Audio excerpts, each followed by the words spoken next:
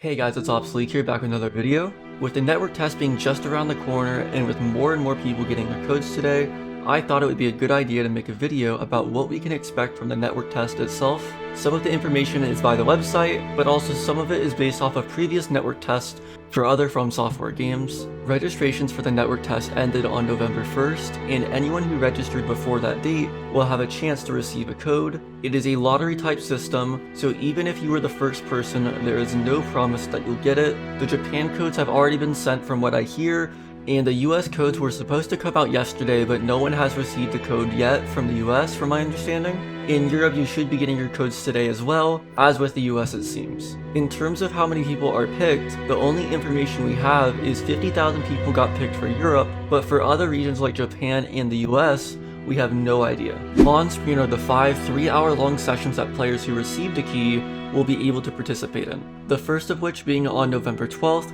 and the last of which being on November 15th. It also should be noted that From Software does not want people recording or streaming the network test, but I imagine that won't stop people as the loading screen and title screen have already been shown. Alright, so let's go ahead and get into what we can actually expect from the network test itself. According to the Elden Ring site, it states that you can play as a preset character with the choice of 5 different characters. These are likely not going to be the actual classes within the full game, but rather just a preset to play just for the network test. In the network test, you can explore fields and dungeons, fight enemies, and use online elements, which I assume is summoning and invading. So it looks like we will be getting both PvE and PvP experience from the network test, which is really exciting. The main goals with these network tests are to make sure that the servers can handle online play with a large amount of people on the server at once, as well as find bugs and other issues. If we look back at Dark Souls 3, players were able to explore a modified version of the High Wall of Lothric. The major differences between the network test and the full game were you weren't able to actually access any of the stats,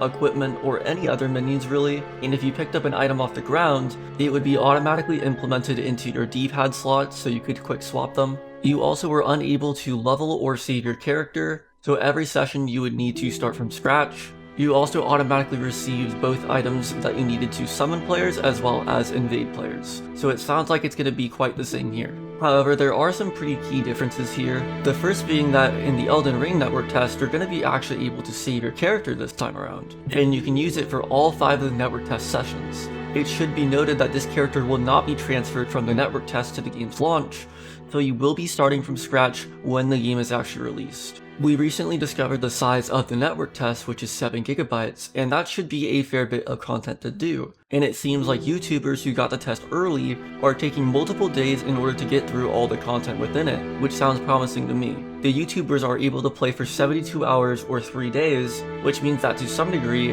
the game should have content to keep a player busy for a while, at least I hope. So in order to get through all the content, you will likely need to attend all of the network tests in order to get through it, and even if you do all 5 sessions, you might not actually get through all of the content that is available. The network test is 7 GB in size, and the full game is around 50 GB in size, so if we're talking strictly file size, we're actually getting about 12% of the game, which is actually a lot. You might be wondering, well, what classes can I actually play within the network test? Let's go ahead and go over all 5. First up, we have the Warrior. He has a curved sword and looks to be a dex type character. Next up, we have the Enchanted Knight. The Enchanted Knight has a staff for casting, but we don't know much else beyond that. Next up, we have the Prophet, who looks to have a pretty large club along with being able to cast what looks to be miracle type magic. Next up, we have the Champion, who has an axe, and on the other hand, it looks to have some sort of catalyst, though he might have some spells of his own. And last but not least, we have the Bloody Wolf, who has a sword and shield and looks to be an all-arounder type class. So what class are you going to choose? Let me know in the comments down below. And that's all the info we have for today. I hope everyone gets a key today, and if you enjoyed, make sure to like, comment, and subscribe. Thank you guys for watching.